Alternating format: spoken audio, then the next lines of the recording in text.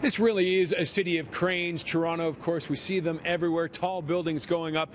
A lot of the decisions that allowed some of these super tall buildings to go up were because of the OMB, the Ontario Municipal Board. But effective tomorrow, it will cease to exist. It's being replaced by the LPAT, which is the Local Planning Appeal Tribunal.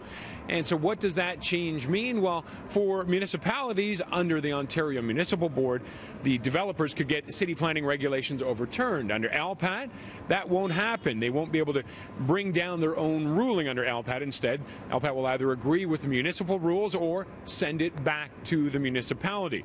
Also, major planning decisions by municipalities once approved by the province, along with ministry zoning orders, can't be appealed at all. Now, for residents and community groups, they have some good news as well. Here's what that means. There's a new center that will open in about $1.5 million budget, and it will offer legal and planning help for groups and people who are trying to appeal any kind of changes to zoning. Now, Ward 22 Councillor Josh Matlow, a longtime critic of the OMB, says these changes were needed. What these new reforms mean is that whether it be at Yonge and Eglinton, where we can start focusing back on people rather than the condo developers, or in areas that are fledgling, like the Distillery District and other areas like the Portlands and along our waterfront, the city and our communities will have far more say now into how it's planned. If a developer wants to propose something that isn't conducive to our plan, that won't allow for sufficient school capacity, that doesn't allow for the utilities or green space to keep up with the demand, we can say no to it, and we'd have a really good shot at standing behind that decision rather than seeing it blindly overturned at the OMB.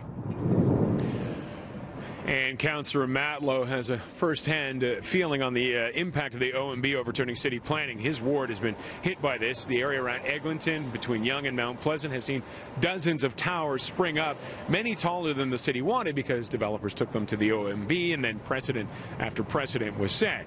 Now, the LPAT, as we told you, gives municipalities the opportunity to better withstand challenges. So is Toronto ready? How do you feel about Toronto's urban plan? We've got a really good official plan, and the official plan was done through deep consultation with our communities and advised by professional planners. It wasn't politically devised, it was advised by professional planners.